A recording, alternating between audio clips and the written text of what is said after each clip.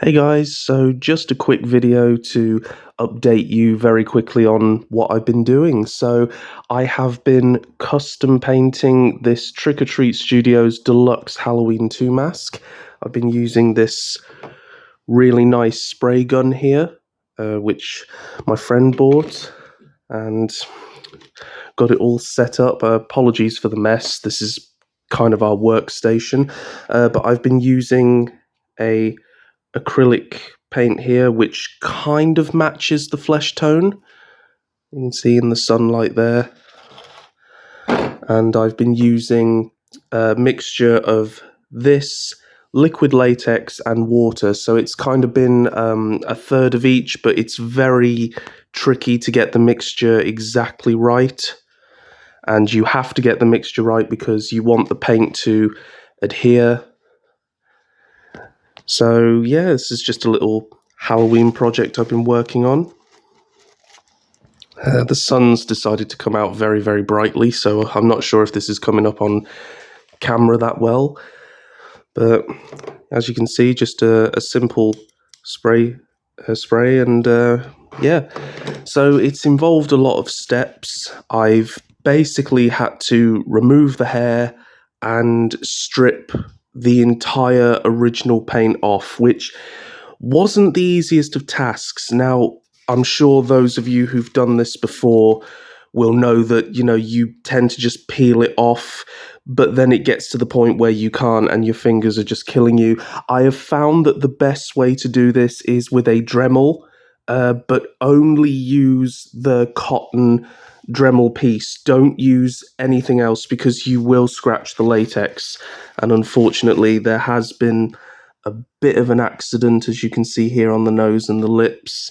I wasn't paying attention as to where the sort of nozzle of the Dremel was, and it was taking bits out of the latex, so that was frustrating. But hopefully when I've done the full paint job, it won't be as noticeable. But now the sun has died down, hopefully you guys can see this a bit better. I know that some of you Michael mask painters will probably be cringing at the sight of this and how flimsy and shoddy it is, but this is very much a first for me. I have had a few issues with my spray gun where it hasn't quite been putting the paint out. It does clog up really easily, especially when you use latex, which is why it's important to water it down. But obviously you don't want to water it down too much where it starts dripping, because that wouldn't be good. And obviously you don't want those little spotty bits like I've gotten all on the top here, but that will be covered with hair anyway. I am going to paint the whole mask in this flesh colour, just to kind of replicate that original 70s Kirk mask as much as I can. I will say that, when you strip the latex of the original TOTS paint, you do actually get a very nice sculpt. Apologies for the sirens. It's getting worse here. Nowhere is safe anymore, not in this country. So, yeah, you do get this really, really nice sculpt coming through. It's not showing up much on camera, but trust me, you do see it in person. So this is very, very cool.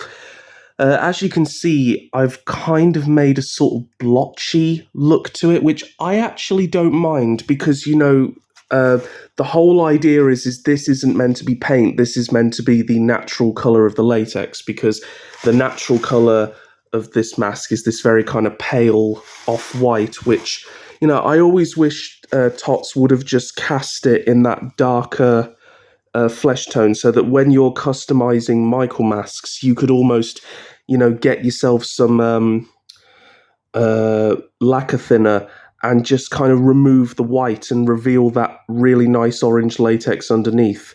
Those of you who are Halloween experts, you'll know that the original mask lost quite a lot of white paint. It was rubbed off over the course of the filming, because they really did not treat that mask carefully. They kind of just, they rolled it up, they folded it, They did all this stuff, because they were just in a hurry. They weren't really thinking about the longevity of it. So, the white paint naturally kind of wore off in areas, sort of between the eyes and under the nose, because that's where the actors wearing it lifted the mask off, and it wore quite noticeably under the neck as well.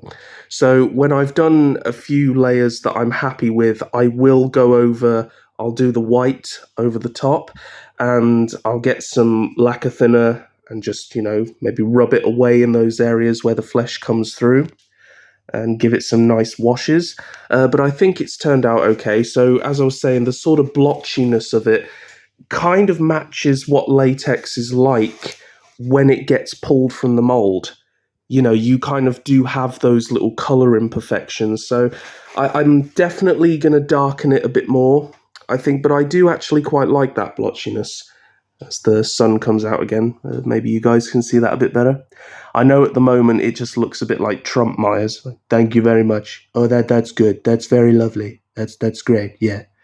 But yeah, it looks really great, and I'm very pleased to say that there has been no chipping or flaking. So it was very much trial and error. I tried to get the mixture as best as I could.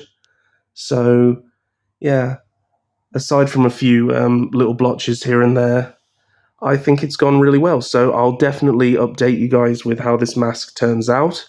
Hopefully I'll do a full sort of costume up, because I do have the overalls to put on.